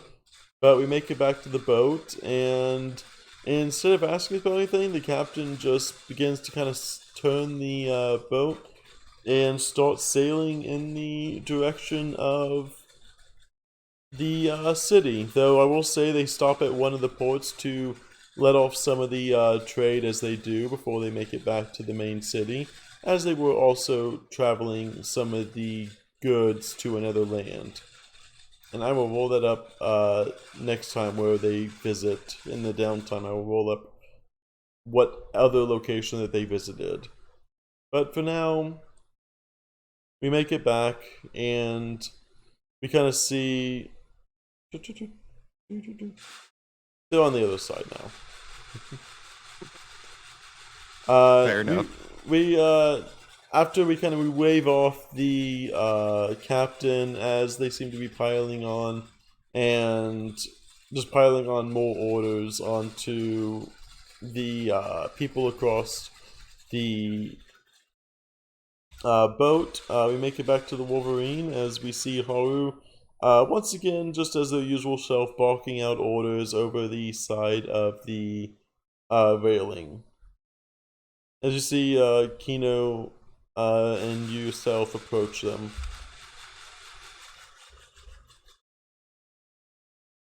So we are approaching him then? Yep, to get all payment. Okay. So I walk up.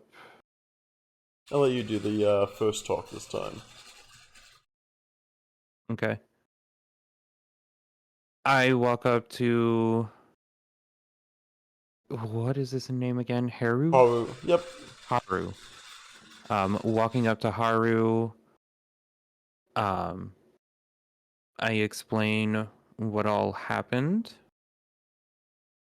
and that we defeated the enemies.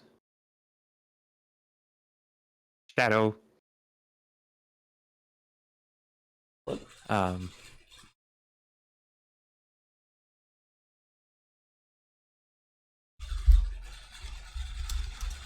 explained what happened with the enemies and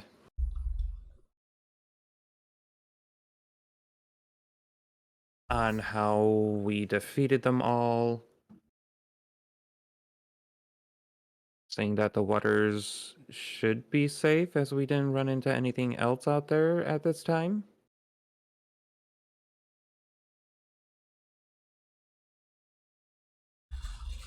Kind of hear them kind of give a hearty laugh and says, "Well, I'm not sure exactly if a few fish people and mage is enough to cause a whole trade distribution to be seized, but at least one of the ships is out of the water.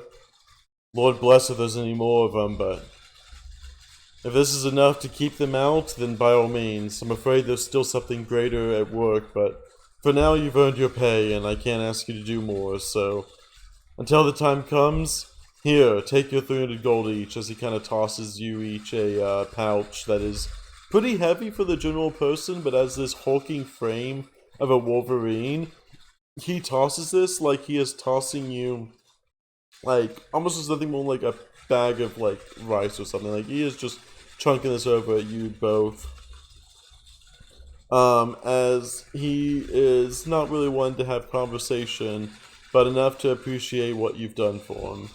So he says, basically, "I did obviously have to double check with the captain, but I did receive word from the captain that you managed to provide most of the combat prowess for the fight. I'll make sure to recommend you to if any kind of adventures come up in my way. We need more hard warriors in this world." And he hands us each 300 gold. We now have a party gold of 1,200. Nice. Not bad for one adventure. We are level 3, so it's a little bit more reasonable. But yes, there was an abnormally nice haul. And I will say we can go to the tavern to celebrate, because I really want to roll up a tavern. You want to roll up the tavern? Yeah. Give me a second, I want to roll up a tavern. As we do have various celebrations that need to be had for today. As we have now acquired a larger sum of money than we probably had in quite a while. And probably more than we were expecting.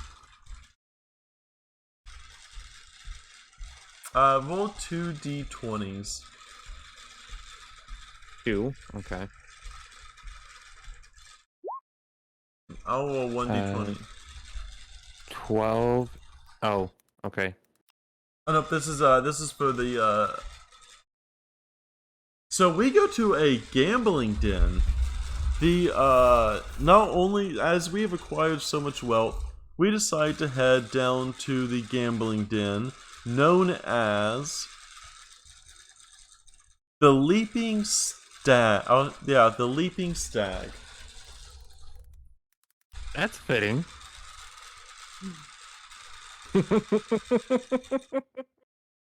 The Leaping Stag is a well-known, it's not exactly as much of an inn. There is some rooms there for maybe some of the higher paying customers, but it's also known as a well-known gambling den, as various card tables, various kind of little tiny arenas are set up for maybe betting on the odds of someone winning a fight or not, a small little fight pit, various sets of cards, dice, games, and various sets of board games litter the various tables around. As you see, Keno's eyes kind of light up with not all of his gold, as he was smart enough to go ahead and store most of it in a room that he purchased. As the rooms, I will say, are 30 gold a night, being in a wealthy district. Oh no, well, 30 gold a week. I'll say 30 gold a week. As you see Keno hold up in basically getting a room. Do you want to share a room, or get a separate room?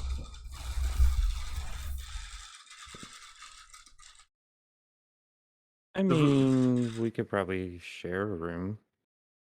Okay. You see Keno walk up to the, basically one of the maybe bar keeps at it. It's a nicer, finer establishment, being in a wealthy city itself. And he purchases a singular room with 2 beds. He will plump most of his stuff up there in the beds, as most of the shops have now been closed for the night. And he will take 100 gold with him down below to see if he can gamble and potentially double or more with that gold. Will you take any gold to gamble with, and how much are you going to take if you do? Yeah, I'll take 100 gold as well and go gambling for a bit. See if we can't make more money. What would you like to gamble on?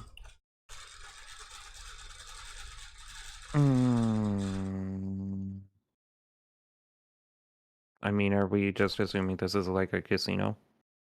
Just not Yes. slot? Basically casino, just using cards, various games and such. A lot of people seem to be basically, you almost see what looks to be basically 2 masters battling it out back and forth between various games, and people seem to standing around watching the games and betting on who will win. Or you can try your own hand at seeing if you can personally beat any of them in a straight battle. So like hand to hand? Oh no, I'm talking about battle in game. Actually, yes, I will say you can do hand to hand if you'd like. Various game sets of either chess, other medieval gaming things that they did. Chess is the only one that comes to my mind at the moment. But there's also cards as well. Sure, I'll go take a gamble at a round of chess. Gonna gamble. I'm gonna go ahead and, just for the sake of it, I'm gonna go ahead and try to gamble all of my winnings on you winning. Oh no. I will give you, I think you have a +4 to intelligence? Or is it +4? Yes. +4 to intelligence. Someone willing to gamble that much money, I would say, would have at least a +3. So I will say you need to roll a 10 or higher. Okay. So that's with a D20, right? Yep, a 10 or higher, and I'm gambling all of my gold on this. Okay, so whatever I roll, we just add 4 to then. Only add 1, because anyone challenging you for that much gold is going to be almost, if not equally as smart. So I'm giving you a +1. Okay. We win. I'll say this is over the course of the night. Through some downs and ups. Overall, through the various, throughout the night, with enough time, initially you kind of learn the rules of the game, and you kind of go down a little bit on your gold as you kind of learn the game, but as your almost arcane training kicks in, you start to see strategies unfold that they didn't originally want to teach you whenever they were teaching you the game, hoping you wouldn't actually see them. But as you kind of use this innate knowledge that you have of how kind of things work, you begin beating them at their own game to the point where you kind of were originally down a good bit, but now you are not only up, but you are double what you started with. As we are now heading back to the room, retired with an extra 200 gold in our pockets from the 100 that we originally went down with. So we're up another 200. That's awesome. And that is where we will end the night, ending the night in the tavern room. With fresh gold to spend and a new adventure awaits. Yes. And that is where we will end for the night. And I gotta fix my computer after this. But let's find someone to raid. If I'm guessing Shadow, yeah, he already left. Yeah, he left. Yeah, he left. Oops. Let's see who's online. We'll go to Drixel. I don't think I've ever raided Drixel. Thank you all for coming for this still experimental D&D. It was an interesting day today. I just typed /roll instead of /raid. I mean, we have been doing rolls, so I mean, it's fair. Yep. Let's see, make sure. Okay, yep. I will send you all over to Drixel. He is doing Pokemon Scarlet and Violet, so I hope you all have a nice time with him. Thank you for stopping by. We are going to be doing this a little bit more frequently as we kind of explore these themes and ideas and just see what the world has to throw at us along with the RNG that the gods are giving us. But thank you all for coming, and I hope you have a wonderful night. Let's go see Drixel. Have a good night, everyone.